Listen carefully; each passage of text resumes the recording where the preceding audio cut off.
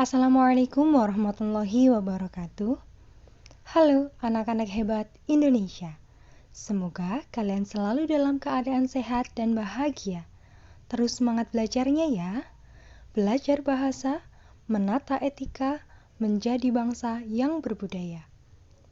Bertemu lagi dengan saya, Fatihah. Kali ini kita akan belajar mengenai kaidah kebahasaan teks prosedur. Anak-anak, ada beberapa kaidah kebahasaan yang sering kita temui dalam teks prosedur. Di antaranya bisa kalian lihat berikut ini.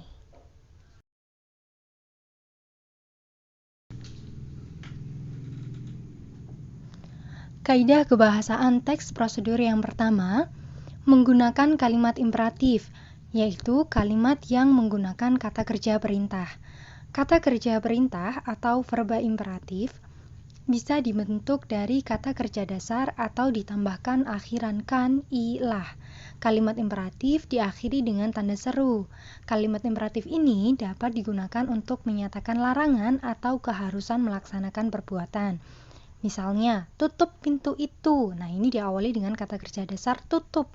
Kemudian diakhiri dengan tanda seru. Masukkan bumbu ketika minyak sudah panas. Nah, ini kata masukkan mendapat akhiran kan. Hadapi segala sesuatu dengan senyuman. Hadapi ada akhiran i. Jadilah anak yang berbakti kepada orang tua. Nah, ini jadilah ada akhiran lah. Jangan sampai terlambat. Ini merupakan contoh kalimat imperatif yang menyatakan larangan. Jangan. Kaidah kebahasaan teks prosedur yang kedua, menggunakan kalimat interogatif dan kalimat persuasif. Kalimat interogatif adalah kalimat yang berisi pertanyaan. Cirinya, umumnya diawali dengan kata tanya apa, siapa, di mana, kapan, mengapa, bagaimana. Bisa juga disertai dengan partikel kah. Harus diakhiri dengan tanda tanya. Misalnya, siapa yang tidak ingin lulus dengan nilai memuaskan? Nah, di sini ada kata tanya siapa. Andakah yang membuat kue yang lezat ini? Nah, ini ada partikel kah. Andakah? Kalimat persuasif adalah kalimat yang berisi tentang ajakan, himbauan, dan permintaan terhadap sesuatu kepada seseorang. Cirinya biasanya ditandai dengan kata mari, ayo, sebaiknya, seyogyanya, alangkah lebih baik, dan diakhiri dengan tanda seru. Misalnya, ayo kita coba cara baru memasak telur goreng crispy. Nah, di sini ada kata ajakan ayo. Yang kedua, lebih baik kalian gunakan tepung terigu tinggi protein. Nah, ini lebih baik yang menunjukkan himbauan atau saran. Kaidah kebahasaan teks prosedur yang ketiga, menggunakan kata teknis yang berkaitan dengan topik yang dibahasnya. Kata teknis adalah kata yang memiliki artian khusus yang terkait dengan bidang atau keahlian tertentu. Misalnya, kata teknis yang berkaitan dengan bidang ekonomi, ada kata inflasi, debit, kredit. Kata teknis yang berkaitan dengan bidang kesehatan, misalnya termometer, demam berdarah, dan yang lain-lain. Kaidah kebahasaan yang keempat, menggunakan bilangan urutan dan konjungsi pengurutan. Bilangan urutan adalah angka yang menunjukkan urutan, misalnya pertama, kedua, ketiga, dan seterusnya. Konjungsi pengurutan adalah konjungsi atau kata hubung yang menunjukkan urutan, misalnya sesudah, sebelum, kemudian, lalu. Kaidah yang kelima, menggunakan konjungsi atau kata hubung dan partikel yang bermakna penambahan. Misalnya dan, serta, di samping itu, selain itu. Contoh kalimatnya, ada beberapa alat dan bahan yang perlu dipersiapkan. Nah, di sini ada konjungsi dan.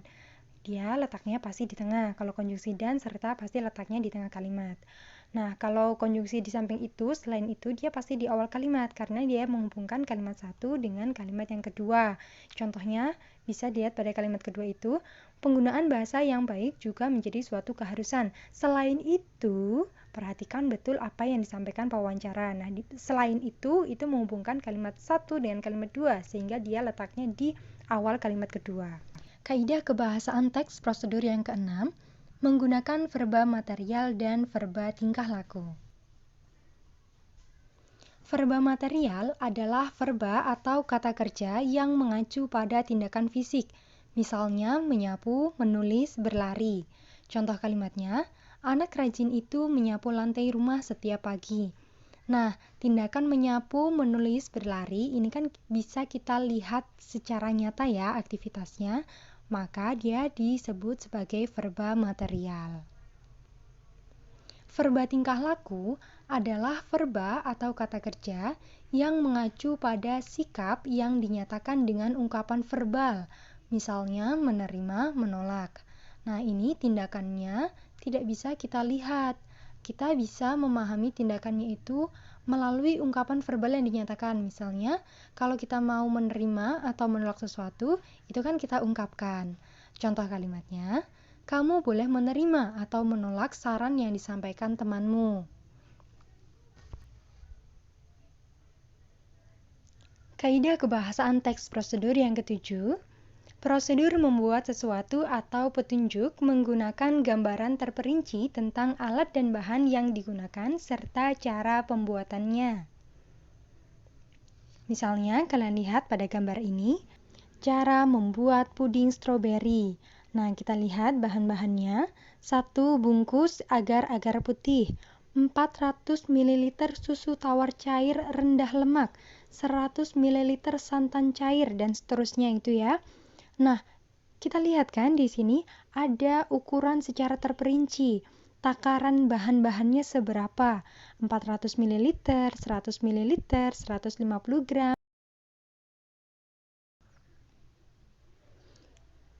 Demikian pembelajaran kali ini. Jika ada pertanyaan, silakan kalian tuliskan di kolom komentar. Tetap semangat belajarnya. Jadilah generasi unggul Indonesia yang berilmu dan berakhlak. Simak terus video selanjutnya. Jangan lupa ya, subscribe channel ini agar kalian tidak ketinggalan video pembelajaran selanjutnya. Semoga bermanfaat ya. Sampai jumpa.